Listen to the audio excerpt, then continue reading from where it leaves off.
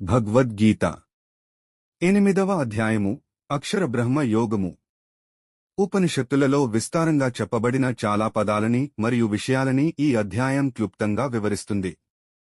ఇది మరణం తరువాత ఆత్మ యొక్క గమ్యాన్ని నిర్ణయించే కారకాలను కూడా వివరిస్తుంది. మనం మరణ సమయంలో భగవంతుడిని స్మరించగలిగితే ఆయనను ఖచ్చితంగా పొందగలము. కాబట్టి రోజువారీ పనులు చేస్తూనే ఆయనను అన్ని సమయాల్లో స్మరిస్తూనే ఉండాలి. ఆ స్వామి యొక్క గుణములు, లక్షణములు మరియు మహిమలు గుర్తు చేసుకుంటూ ఆయనను స్మరించవచ్చు. దృఢ సంకల్పముతో యోగ ధ్యానములో మనస్సుని నామ సంకీర్తన ద్వారా ఆయనపైనే కేంద్రీకరించాలి. మన మనస్సుని సంపూర్ణంగా అనన్య భక్తితో ఆయనపైనే నిమగ్నం చేసినప్పుడు మనము ఈ భౌతిక జగత్తుకి అతీతంగా ఆధ్యాత్మిక స్థాయిలోనికి వెళతాము. ఆ తర్వాత ఈ అధ్యాయం భౌతిక జగత్తులోని రకరకాల లోకాల గురించి ప్రస్తావిస్తుంది. సృష్టి క్రమంలో ఈ లోకాలు మరియు వాటిలో అసంఖ్యాకమైన జీవరాశులు ఎలా వచ్చాయో, మరలా ప్రళయ కాలంలో ఎలా తిరిగి లయం అవుతాయో ఈ అధ్యాయం చెబుతుంది. కాని ఈ యొక్క వ్యక్త అవ్యక్త సృష్టికి అతీతంగా భగవంతుని దివ్యధామము ఉంటుంది. ప్రకాశవంతమైన మార్గాన్ని అనుసరించినవారు అంతిమంగా దివ్యధామాన్ని చేరుకుంటారు మరియు ఈ మృత్యులోకానికి తిరిగిరారు. చీకటి మార్గాన్ని అనుసరించేవారు ఈ జన్మ, వ్యాధి, వృద్ధాప్యం మరియు మృత్యువు యొక్క అంతం లేని చక్రంలో పడి తిరుగుతూనే ఉంటారు. అర్జునుడు పలికెను, ఓ పరమేశ్వర, బ్రహ్మన్, పరమసత్యము అనగా ఏమిటి? అధ్యాత్మము, ఆత్మ అనగా ఏమిటి? మరియు కర్మ అనగా ఏమిటి? దేనిని అధిభూతము అంటారు? మరియు ఎవరిని అధిదేవము అంటారు? శరీరంలో అధియజ్ఞ అంటే ఎవరు మరియు ఆయనే అధియజ్ఞము ఎట్లా అయినాడు? ఓ కృష్ణ, దృఢమైన మనస్సుతో ఉన్నవారికి మరణ సమయంలో నీవు తెలియుట ఎలా సాధ్యము? శ్రీ భగవానుడు పలికెను, సర్వోన్నతమైన నాశములేని తత్వమునే బ్రహ్మన్ అందురు. వ్యక్తి యొక్క ఆత్మతత్వమునే అధ్యాత్మ అంటారు. ప్రాణుల భౌతిక తత్వమునకు మరియు వాటి అభివృద్ధికి సంబంధించిన పనులనే కర్మ లేదా ఫలాపేక్షతో ఉన్న చర్యలు అంటారు. దేహధారులలో శ్రేష్ఠుడవైన ఓ అర్జునా, నిరంతరం మారుతూనే ఉండే ఈ భౌతిక సృష్టినే అధిభూత అంటారు. సృష్టిలో దేవతల అధిపతిగా ఉండే భగవంతుని విశ్వరూపమునే అధిదేవము అంటారు. సర్వభూతముల హృదయములలో నివసించే నేను అధియజ్ఞము అంటే సమస్త యజ్ఞములకు ప్రభువు అని పిలువబడుతాను. మరణ సమయంలో నన్ను స్మరిస్తూ దేహాన్ని విడిచిపెట్టినవాడు నన్నే చేరుకుంటాడు. ఈ విషయంలో ఎలాంటి సందేహానికి తావు లేదు. మృత్యుకాలంలో శరీరాన్ని విడిచిపెట్టే సమయంలో వ్యక్తి దేనినైతే గుర్తు చేసుకుంటాడో, ఓ కుంతీ పుత్రుడా, ఎప్పుడూ అదే ధ్యాసలో ఉండటం వలన ఆ వ్యక్తి అదే స్థితిని పొందును. కాబట్టి సర్వకాలములయందు నన్ను స్మరిస్తూనే ఉండుము మరియు నీ కర్తవ్యమైన యుద్ధము కూడా చేయుము. నీ మనస్సు బుద్ధి నాకు శరణాగతి చేసి సమర్పించినచో నీవు తప్పకుండా నన్నే పొందుదువు. ఈ విషయంలో సందేహం లేదు. అభ్యాసముతో, ఓ పార్థా, నిరంతరంగా మనస్సుని ఎటూ పోనీయక పరమేశ్వరుడైన నన్ను స్మరించుట ఎందే నిమగ్నం చేస్తే నీవు తప్పకుండా నన్ను పొందగలవు.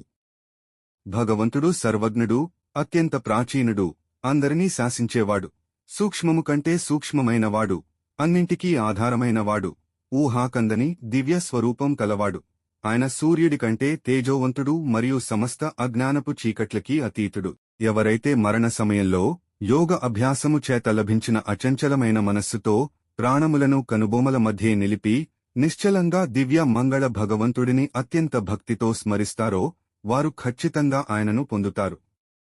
వేద పండితులు ఆయనను నాశము, క్షేము చెందనివాడు అని చెప్తారు. ఆయనలో ప్రవేశించటానికి మహోన్నత ఋషులు బ్రహ్మచర్యము పాటిస్తూ ప్రాపంచిక భోగాలను త్యజిస్తారు. ఇప్పుడు ఆ లక్ష్యం యొక్క మార్గాన్ని క్లుప్తముగా విశదపరుస్తాను.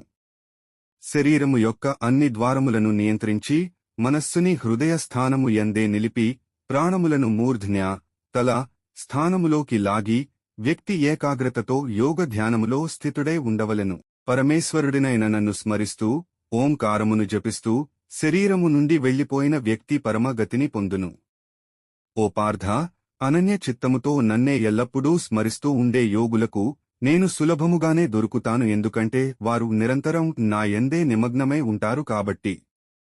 నన్ను పొందిన పిదప మహాత్ములకు ఈ దున్హకముల నిలయము మరియు తాత్కాలికమైన ఈ లోకంలో పునర్జన్మ ఉండదు, ఎందుకంటే వారు సర్వోత్కృష్టమైన పరిపూర్ణతను సాధించారు. బ్రహ్మలోక పర్యంతము ఈ భౌతిక సృష్టి యొక్క లోకములు అన్నిటిలో నీవు పునర్జన్మకు గురవుతూనే ఉంటావు, ఓ అర్జునా. కాని నా ధామమునకు చేరిన పిదప, ఓ కుంతీపుత్రుడా, ఇక మరల పునర్జన్మ ఉండదు. 1000 చతుర్యుగము, మహాయుగము, లకాలము, బ్రహ్మదేవునికి ఒక రోజు, కల్పము అవుతుంది మరియు ఆయన ఒక రాత్రి కూడా అంతే సమయం ఉంటుంది. దీనిని అర్థం చేసుకున్న వివేకవంతులు పగలు మరియు రాత్రి యొక్క యథార్థాన్ని అర్థం చేసుకున్నట్టు. బ్రహ్మ యొక్క పగలు ప్రారంభం కాగానే సమస్త ప్రాణులు అవ్యక్త మూలం నుండి ఉద్భవిస్తాయి. మరియు ఆయన రాత్రి మొదలైనంతనే అన్ని జీవాత్మలు తమ అవ్యక్త రూపంలోకి లీనమైపోతాయి. బ్రహ్మ యొక్క పగలు మొదలవగానే సమస్త జీవరాశులు పదే పదే పుట్టడం ప్రారంభమవుతుంది మరియు బ్రహ్మరాత్రి ప్రారంభమవగానే అవి తిరిగి లయమైపోతాయి. మరల మరుసటి బ్రహ్మపగలు మొదలవగానే అవన్నీ అప్రయత్నపూర్వకంగానే వ్యక్తమవుతాయి. ఈ యొక్క వ్యక్తమైన మరియు అవ్యక్తమైన సృష్టి కంటెను అలౌకికమైన మరియొక సనాతనమైన అవ్యక్త అస్తిత్వం కలదు. మిగతా అన్ని నశించిపోయినా ఆ లోకము మాత్రము నిత్యము నశించదు. ఆ యొక్క అవ్యక్తమైన విస్తారమే సర్వోన్నత లక్ష్యము మరియు దాన్ని చేరుకున్న తరువాత వ్యక్తి ఈ లౌకిక మర్త్య లోకానికి తిరిగిరాడు. అది నా యొక్క పరంధామము. సర్వోత్కృష్ట పరమపురుషుడే అన్నింటికన్నా సర్వోన్నతుడు. ఆయన సర్వవ్యాప్తుడు మరియు సర్వ ప్రాణులు ఆయన యందే స్థితమై ఉన్నా ఆయన కేవలం భక్తి చేత మాత్రమే తెలుసుకోబడుతాడు. ఈ లోకం నుండి వెళ్లిపోవటానికి ఉన్న వివిధ రకాల మార్గాలను నేను ఇప్పుడు నీకు వివరిస్తాను, ఓ భరత వంశీయులలో శ్రేష్ఠుడా. దీనిలో ఒకటి మోక్షమునకు దారితీస్తుంది మరియొకటి పునర్జన్మకు దారితీస్తుంది. సర్వోన్నత బ్రహ్మన్ గురించి తెలుసుకుని ఉత్తరాయణ 6 మాసాల కాలంలో శుక్లపక్షంలో పగటిపూట ఈ లోకాన్ని విడిచి వెళ్లినవారు పరమపదాన్ని చేరుకుంటారు.